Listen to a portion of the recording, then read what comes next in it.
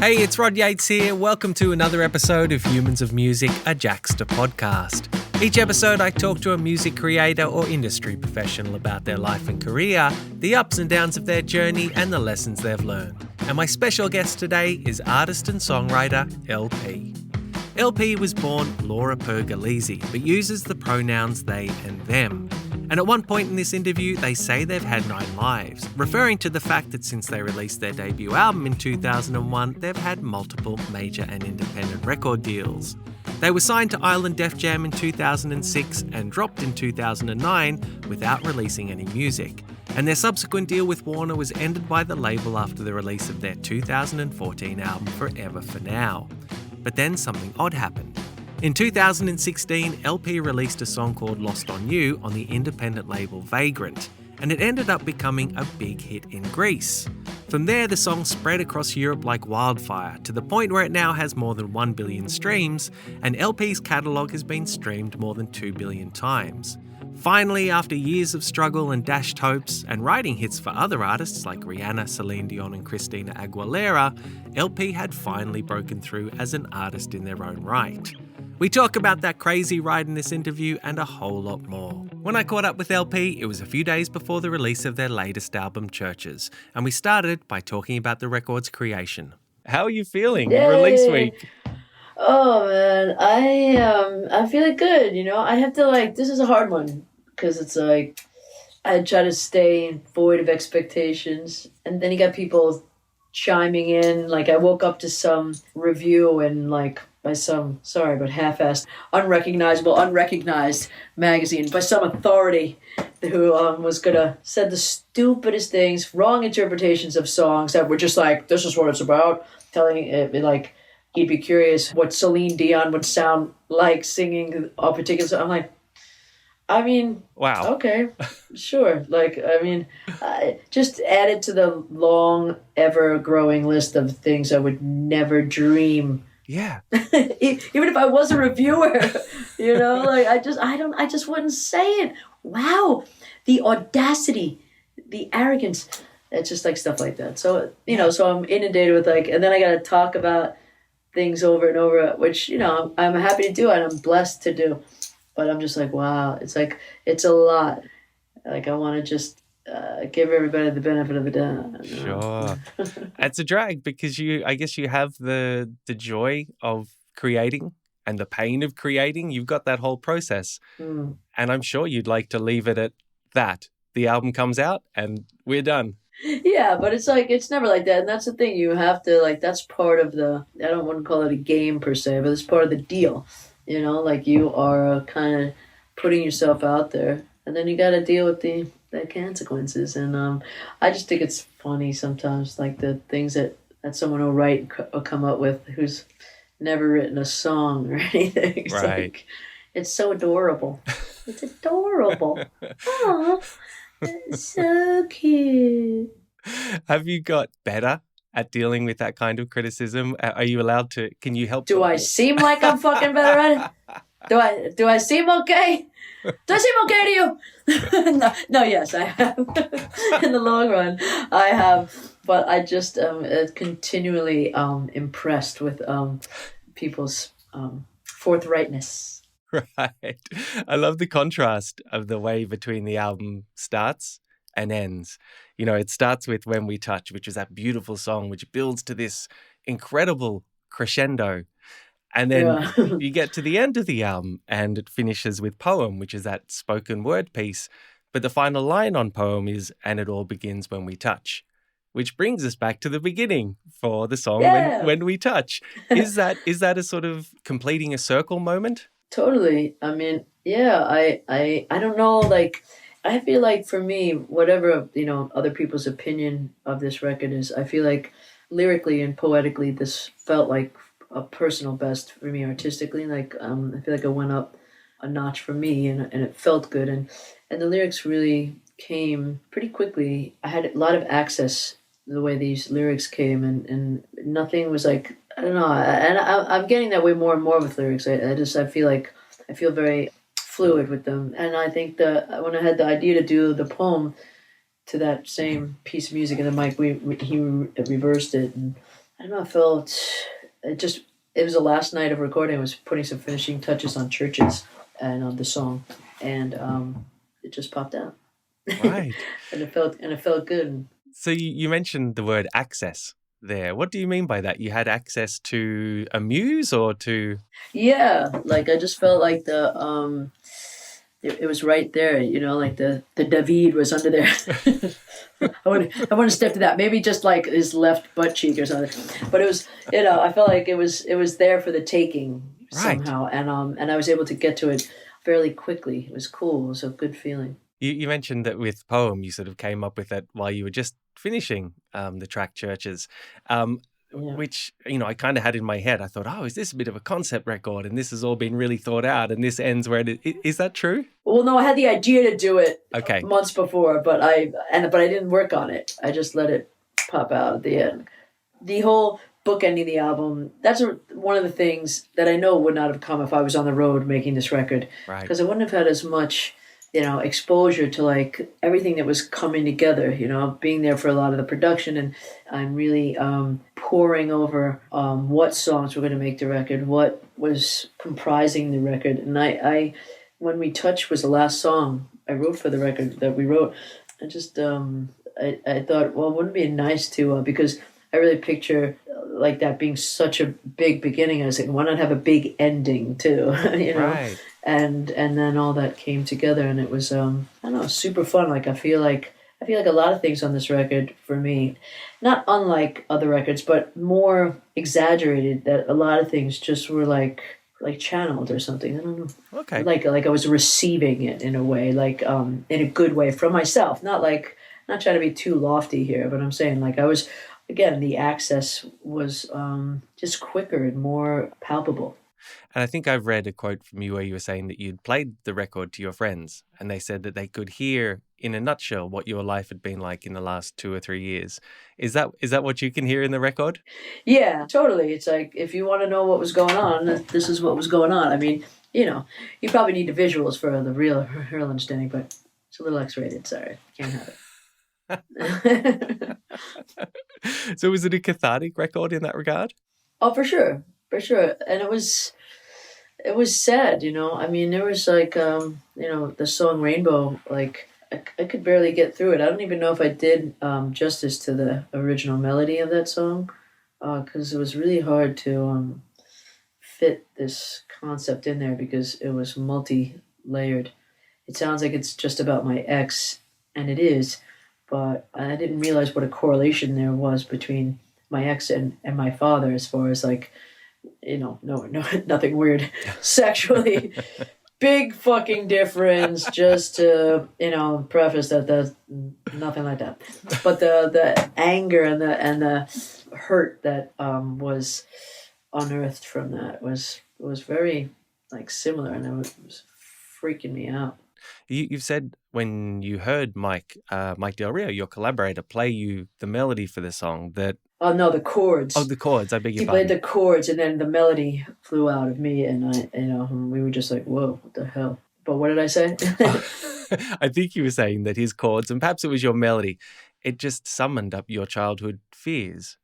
Yeah, like he played these chords, and this melody came out, and then I was like, wow, that melody feels like my childhood fears or something. I don't know. And were they fears that you addressed in the song?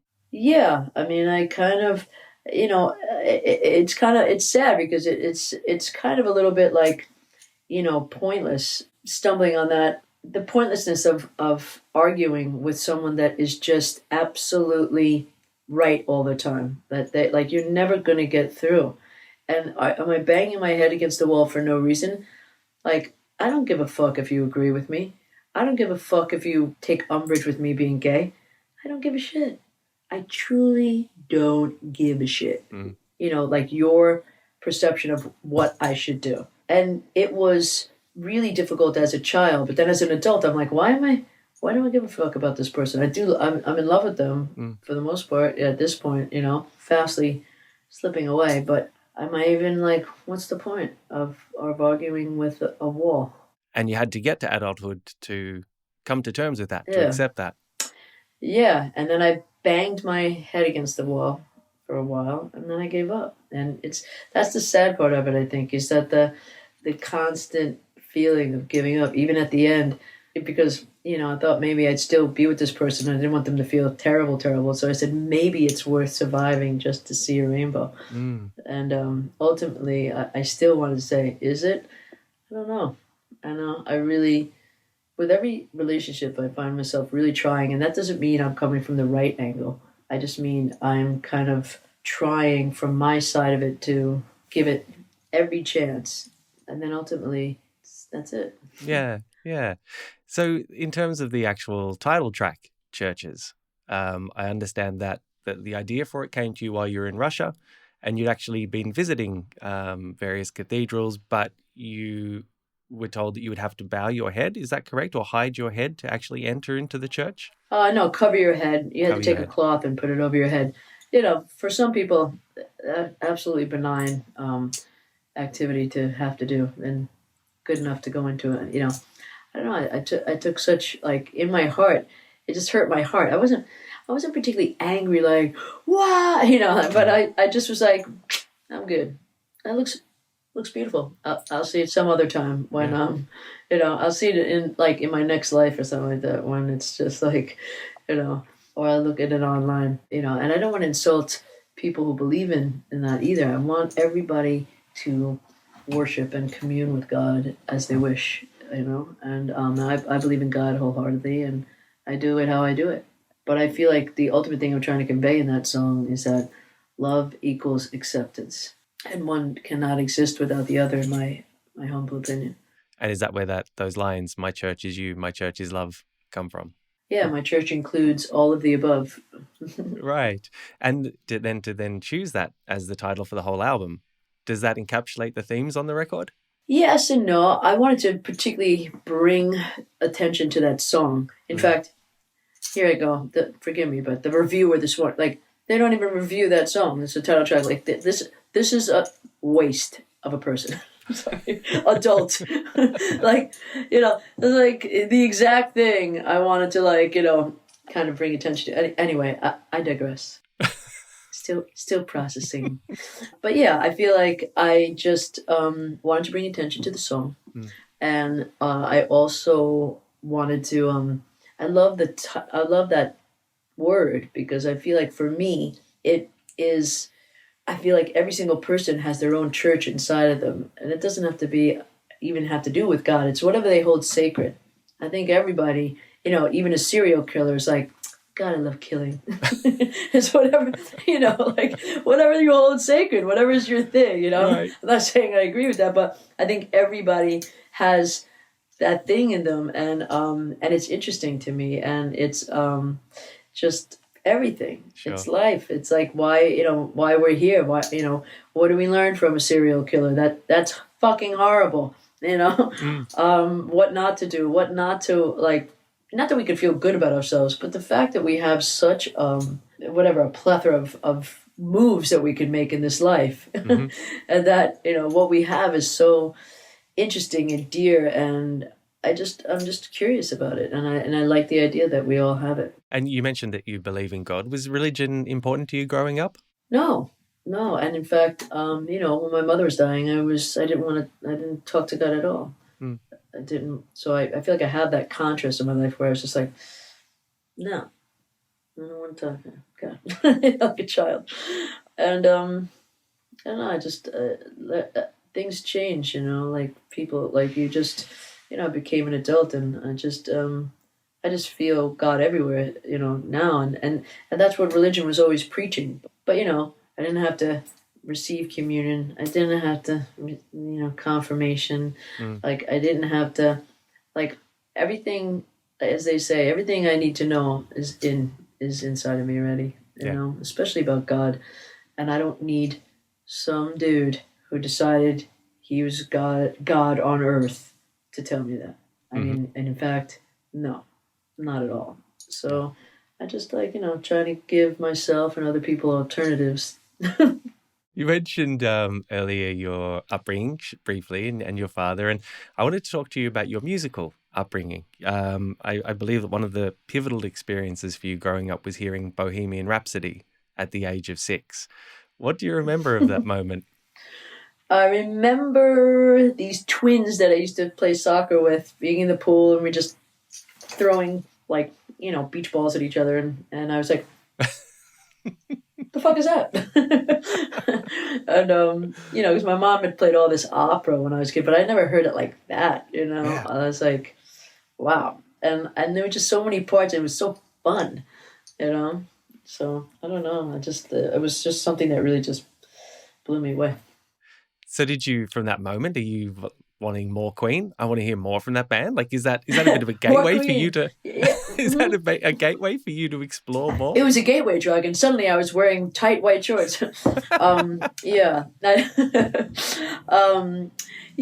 Of course, I explored it, and I was kind of blown away. I remember one of my favorite records, I never talked about it, I always forget, but it's News of the World. Right. With that, and Sammy was low, just watching the show. I think I used to cover that back then. I'm gonna bring that shit back. Right. Bringing that shit back. Because there seems to have been quite a bit of classic rock in your upbringing, bands like the Beatles, Stones, Yeah. Zeppelin. Where are you hearing that at that age? I just had an older brother and friends that were just friends. Like, it was just cool. I mean, I look at kids now and they're doing the same thing. It's just like they just want the old shit. Just thought it was cool. Yeah. And I don't know. There's just something.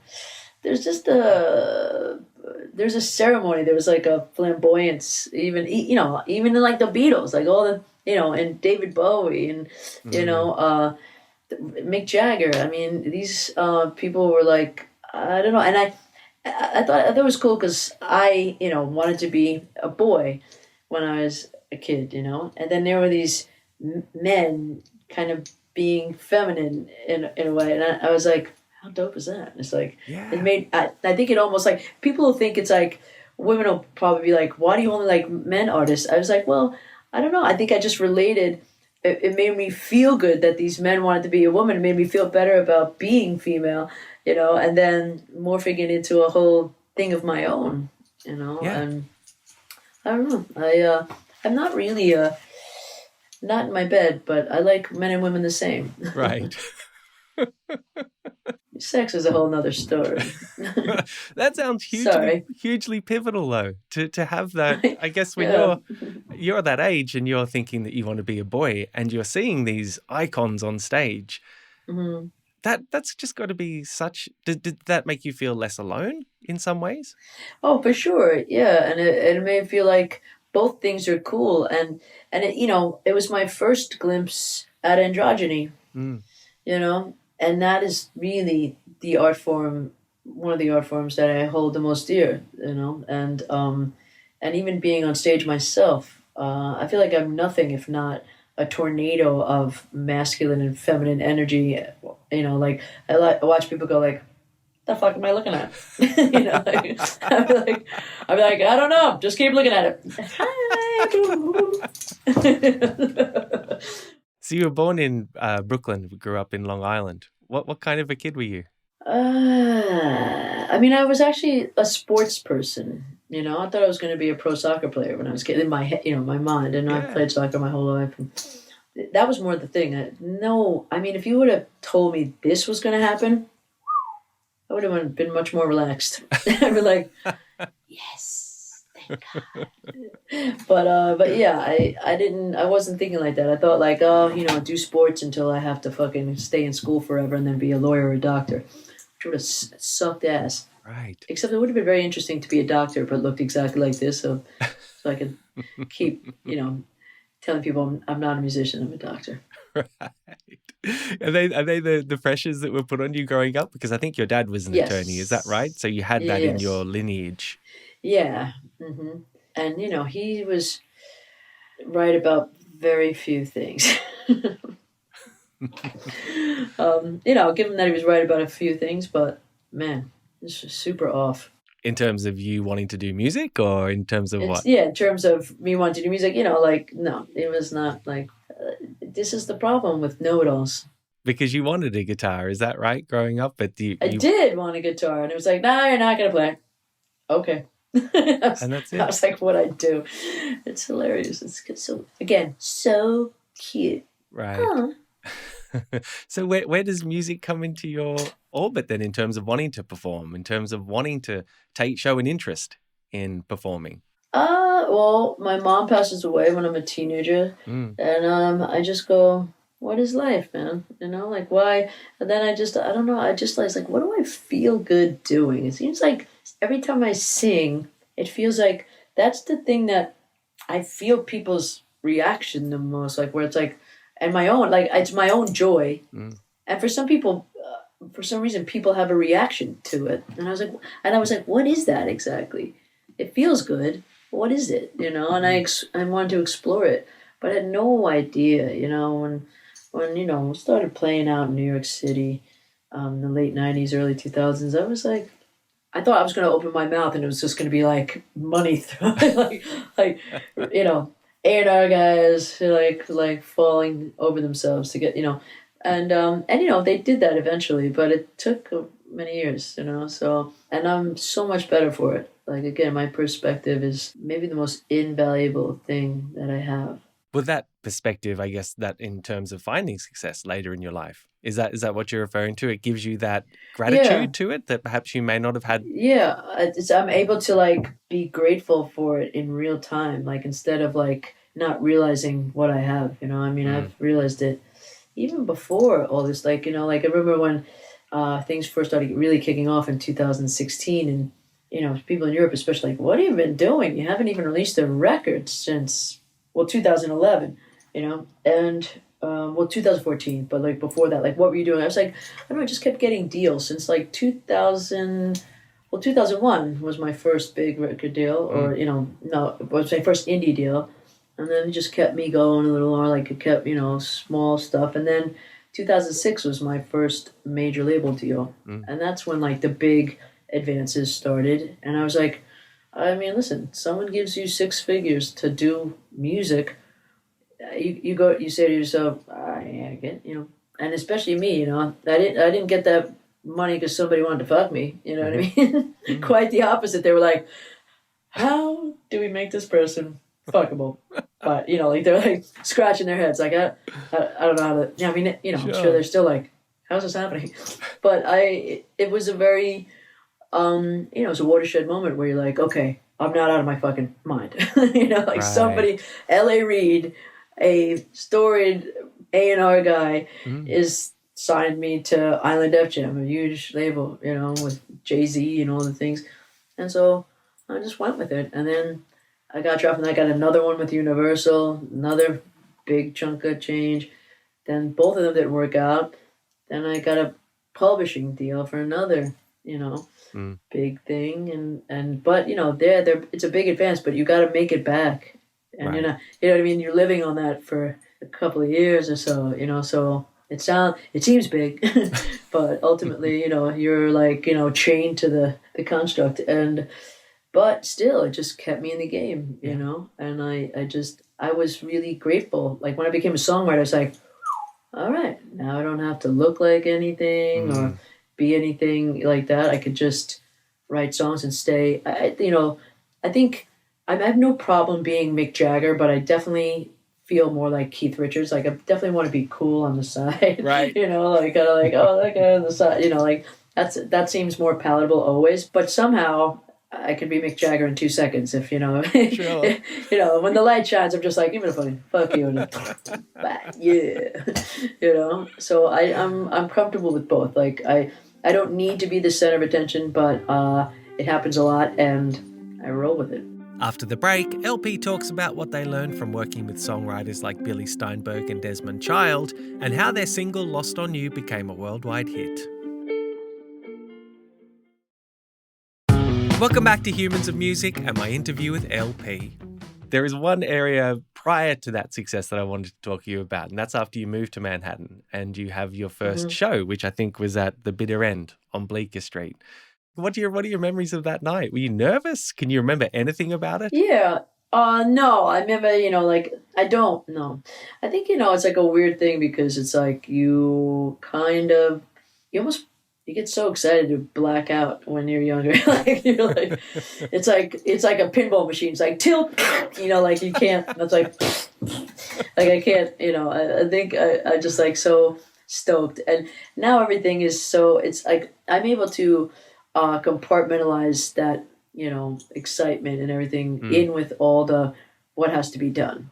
Like all the connection and the performance and like kind of leadership to like make how many thousand people command their attention. Yeah.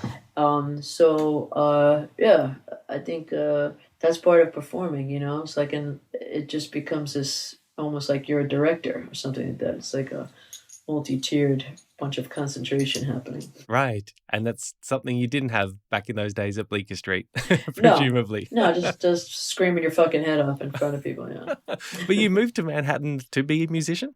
Yeah, to try. Yeah, I didn't know what else you did. I'm a kid from New York, and I'm just like that's one of the biggest cities in the world, let alone in that area. New York it holds a lot of weight for me. Not as much anymore. Now I quite enjoy going back and staying in fancy hotels and feeling like I did it.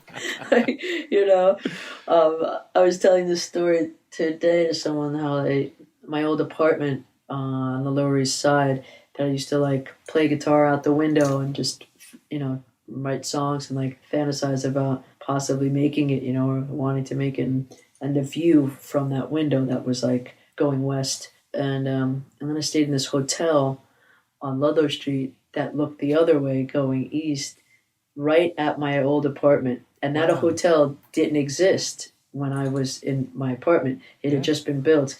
And I was, I think I was playing Fallon at it or Letterman or something that was like that I would blow my fucking mind back then. Yeah. And here I am in this hotel room looking at, in a hotel that didn't exist, looking at my old, and it just had so much going. I was like, and it's a nice hotel, and I was just like, wow, this is everything, This is what I couldn't fathom, and I got to really remember that, and I'm so grateful for it. Like, wow.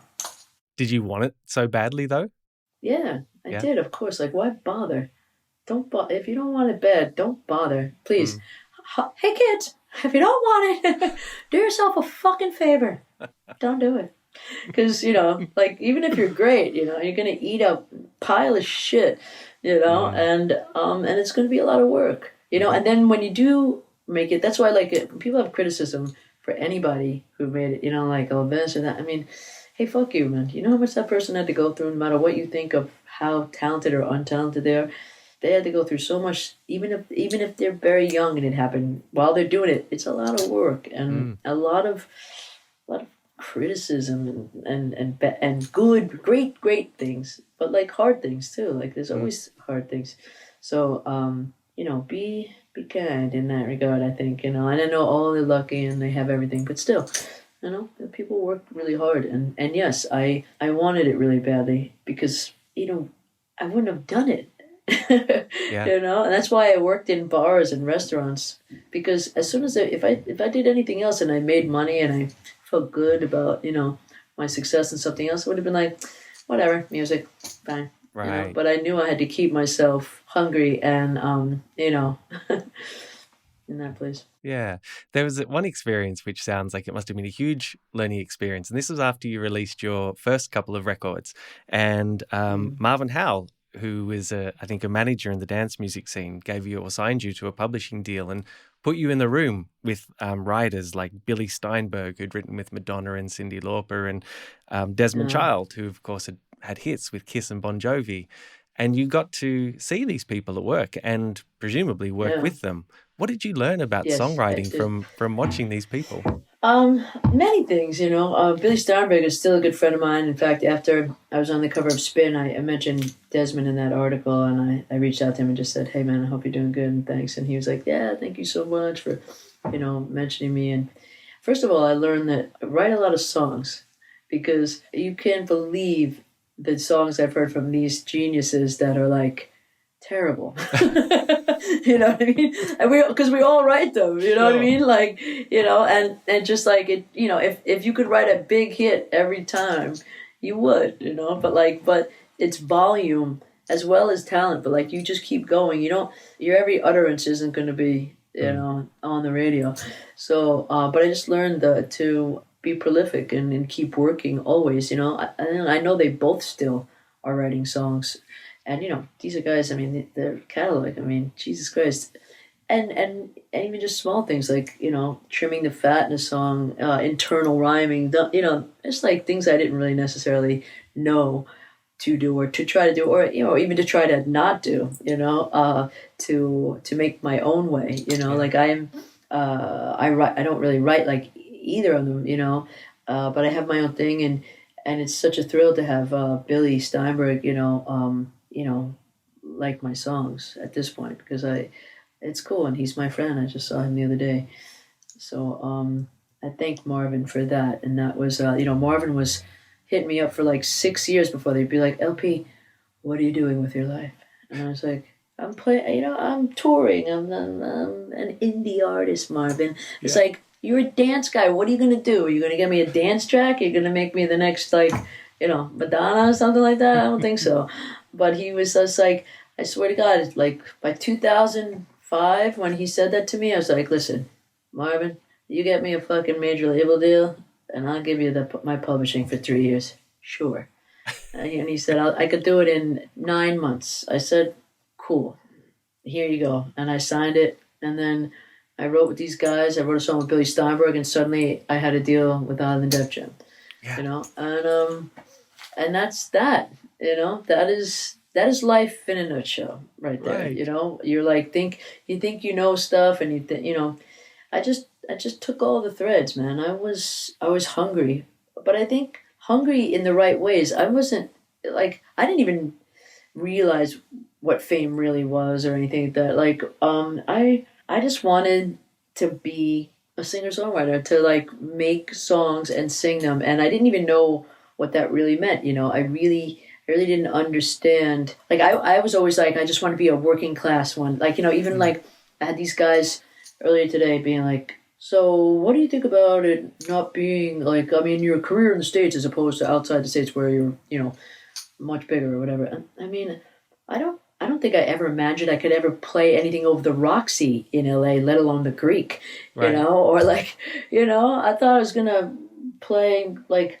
I don't know, the equivalent of, you know, like, I don't know, the Bowery Ballroom, like over like, you know, back-to-back shows at Terminal 5 and Brooklyn Steel and and like all these beautiful places in between. I mean, I am so blessed. I'm like beyond myself, you know, and all these things. So, you know, Marvin and whatever, I mean, whatever people expected from me, you know, I think that was part of the hardest part of my career too, like with all these false starts with different labels, was that they were like, oh, this could be huge. You know, I was like, can we just go in between for a second? Yeah. And I see that put on other artists, you know, like writing for other people. It was so eye-opening and gave me so much empathy and compassion for even myself. I stopped being so hard on myself from this, because I saw people that were younger, more beautiful, more talented than myself get chewed up and spit out by this business for no good reason. Sometimes just because some fucking dude commandeered their career where they shouldn't have, stuck their nose where and I had that happen to me. I have 9 lives, dude. Like the things that have happened to me have absolutely shipwrecked other artists, you know, and I don't know why. I mean, you know, again, angels. I don't know why. Perseverance is yeah, a huge thing. Yeah, sometimes people put a label on perseverance as if it's like something to be ashamed about. I've had people like, you know, my favorite is, wow, you hung in there. You did. You really held on for dear life. You hung in there. I mean, I can't even believe I can't believe how long you waited. Wow. You know, it's like, who the fuck is it? Who is this person? Like, what do you do? Sure. What's so great about what, you know, like, that's what I'm talking about. The things that I have to stomach that motherfuckers will say. It's like, right. Oh, wow. I do it to myself. I'm here because I'm like trying to, you know, reach people, and I got to put up with this bullshit. Right, right. I'm sorry. I've been interviewing. What time is it? I've been interviewing for 6 hours, so I'm a little punchy right now. All right. Oh man. Sorry. Well, Woo! All right. we haven't got long to. You're almost free of me. You're almost free. Oh But no, I'm great. I feel like I'm keeping you too long. Am I supposed to be talking this long? yes, yeah, we are. We are. Oh, good. You're Okay, not okay. keeping me long All at right. all. Hey, now listen. You're getting your fucking money's worth. That's what's happening right now. I'll tell you what. You're welcome. You mentioned that you wanted that idea of being a working class singer-songwriter, of just doing the work. So from that period after you signed to Def Oh Jam, yeah, I changed it. I changed that. I altered that. I dialed that in because then I was like, no, I want to make a shit ton of money. And hey kids, don't do what I did. Don't do the I want to be working class. Like nope. Don't limit yourself. Go for the big seats. Swing for the fences. Sorry, I had to insert that just for the kids. no, that's all right. So what happened? When did that mind shift happen?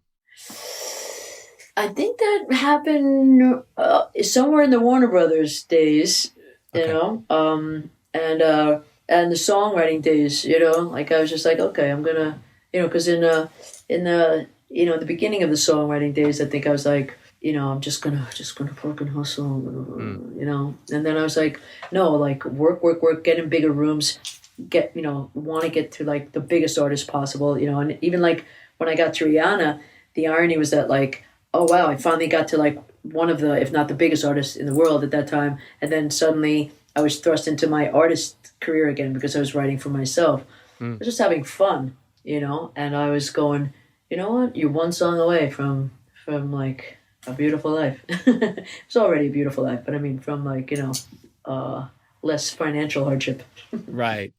So was that songwriting period? That was towards the end of the Def Jam deal, which finished in 2009, or No, that was after right it? after. Right after it. That was after it. So 2009 to the end of 2011, when I got signed to Warner Brothers, that was my songwriting time. Right. And the fact that you are working with artists like Rihanna and Christina Aguilera, does that give you a vote of confidence in yourself? Does that help vindicate that your worth after being dropped by Def Jam?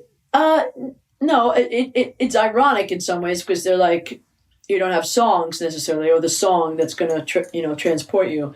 So to be like, that's this business in a nutshell. It's like you don't have songs for yourself, so now you're an authority on songwriting, and you're gonna write songs for other people. Wow, what a concept! It's so cute how this happens. I mean, again, adorable.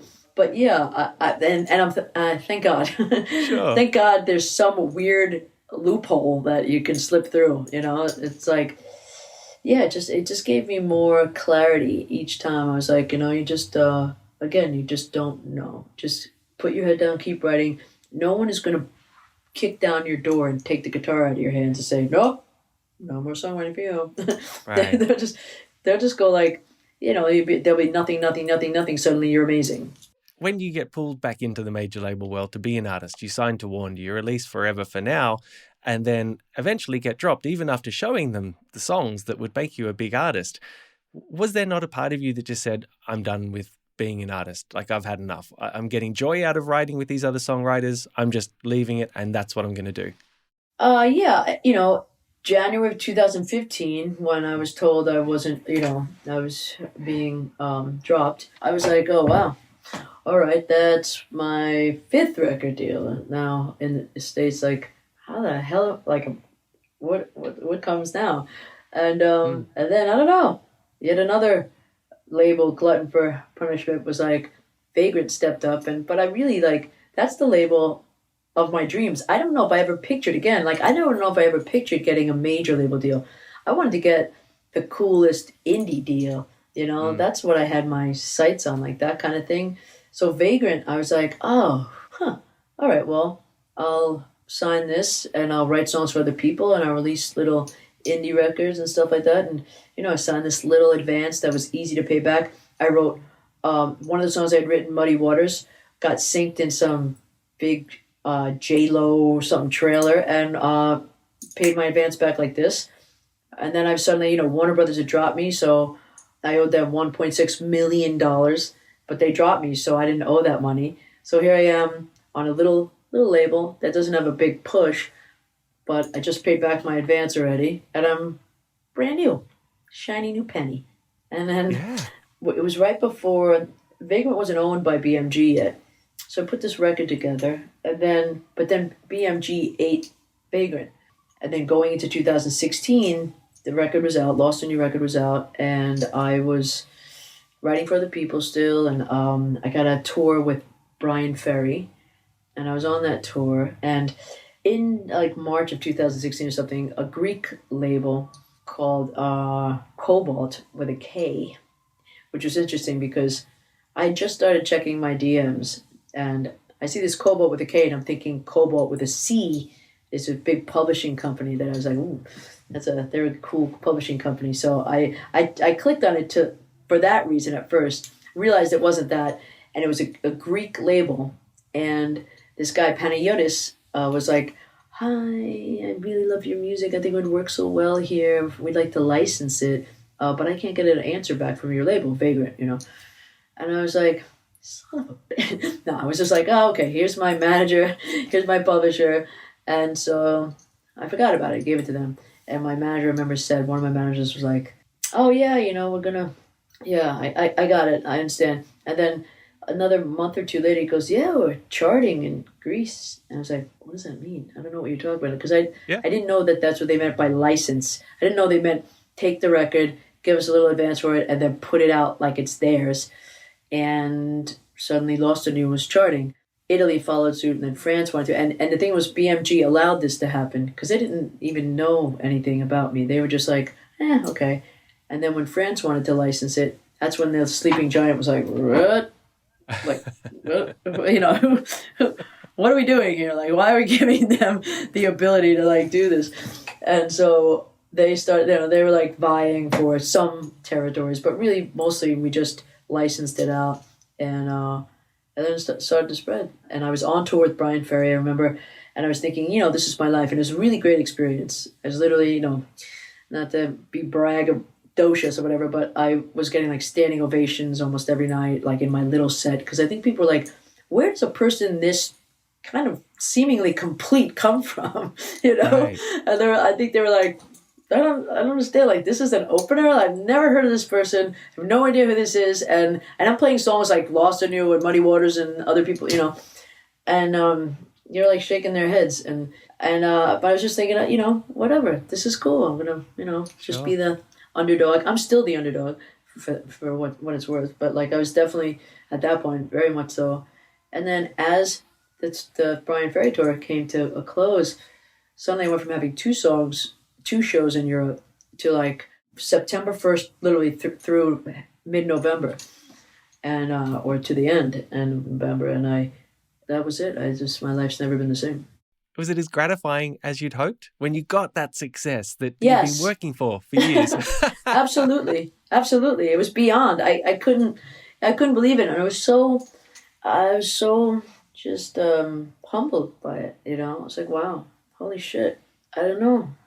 I just like really still, I'm just like, I can't believe it, so wonderful. And I would wish it on anybody, on any artist. I mean, and like, the shit that I went through, which is nothing compared to what many people go through in other things. And even in this thing, I feel like, I don't know, I'm just like, holy shit, man. Like, I can't believe my good fortune, yeah.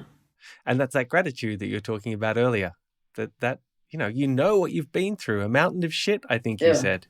You've been promised many things. Yeah. And as much as I joke around and I have, my delivery is really like tough guy, like, fuck you. I mean, I think the biggest thing I was able to get through all this, besides my, this look, was, my gratitude, and also just, I'm not bitter, I tell these stories most of all, to remind myself of it all, and to like inspire other people to like kind of, to just tell them the truth. Like, like as much as I'm like, this fucking guy, who are you again? I feel like it just is, it's just the truth. It's like, this is what's out there. This is what happens, and there's thousands and thousands of artists that saw the other side of this coin. And I'm so lucky. You know, there's artists that have probably a lost on you sitting in their computer rotting, you know, and oh my God, my heart breaks for that person, you know. So Yeah, I'll take it. You know? absolutely. LP, just before we finish up, Jaxsta is all about giving credit where credit is due. Are there people you'd give credit to for helping you get where you are today? Oh my God. Yes, you know, the Marvin Howells, the Billy Steinbergs, the, you know, my old manager, Andrew Krentz, for like getting me, you know, putting that credit card down and getting me through and just, you know, being like, I don't know when it's going to happen, you know, and just, you know, my manager, Mark Jordan, and Ian, and Nick, and everybody, like, I don't know, just for believing me. Like, my manager that I'm with now, I've had him for like 11 years, and, you know, we went through so many things, and they just kept believing in me, you know. And ultimately, the fans, like, people, you know, from the fucking MySpace days, you know, like when 5 comments on my message board would keep me alive and keep me feeling like I wasn't crazy and that they needed it and I wanted to give it to them. So, you know, biggest the fans and the fact that I was able to get to them and, you know, God, Right. to bring it back full circle. Nice one. LP, thank you so much for your time. It's been great to chat with you. Thanks, man. You too. I really, really enjoyed it. Thanks. I'm sorry if I was so too verbose or whatever. Not at all. Not at all. That's exactly why we're here, to listen to you. Okay, good. You better listen to me, kids. Don't forget everything I said. You're so lovely. You're such a nice dude. I really enjoyed talking to you. You're so sweet. And that's it for another episode of Humans of Music. A big thanks to LP for their time and thank you for listening. Just a reminder that LP's new album, Churches, is out now. If you have any feedback on the show or suggestions on who you'd like me to interview, or even if you just want to say hello, please drop me a line at humansofmusic@jaxsta.com. That's Humans of Music, one word, at Jaxsta, JAXSTA.com. This episode was mixed by Lachlan Mitchell from Parliament Studios in Annandale, and the incidental music and theme song were written and performed by Sam Lockwood. Please remember to subscribe to the Humans of Music podcast so you never miss an episode, or even better, share it amongst your friends and rate and review it. And remember, next time you need to know who wrote a song, who produced a song, who engineered it, who played on it, who sang on it, who did anything on it, head to jaxsta.com for all your official music credit information. Until the next episode of Humans of Music, I'm Rod Yates. Thanks for listening.